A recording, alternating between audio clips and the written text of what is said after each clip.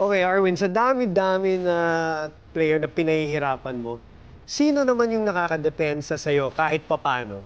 At saka, gusto ko rin malaman yung sino naman yung gustong-gusto mong bantayan?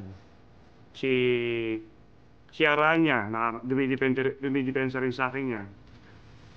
Tapos sila Jerwin Gaco, mga tirador kasi yan, eh. Si Riz Alvarez, isa rin yan. Sa Lasal naman, sila Wilson, yan, talagang mga defensive player, talagang malalakas na katawan. Eh ako, medyo patpatin pa ako nun.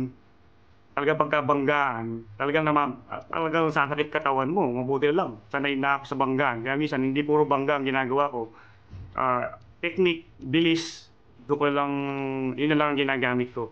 Tapos naman, gusto kong bantayan.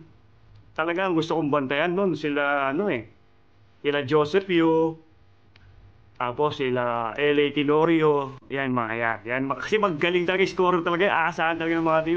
Si paring L.A., yan.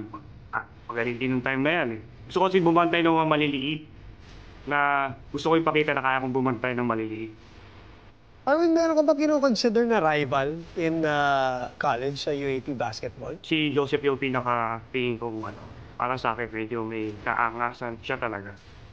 Pero maintindihan naman niyo siguro bakit siya. Basta hindi ko siya feel sa lahat. Ako nga, kaibigan ko kumpare ko si Mac Cardona, okay kami. So, nasa kanila lang yan kung nakakanila yung problema. Bakit hindi ko siya maging close? Bakit si Mac naging close ko? Pero siya, hindi ko siya maging close. Sino may problema?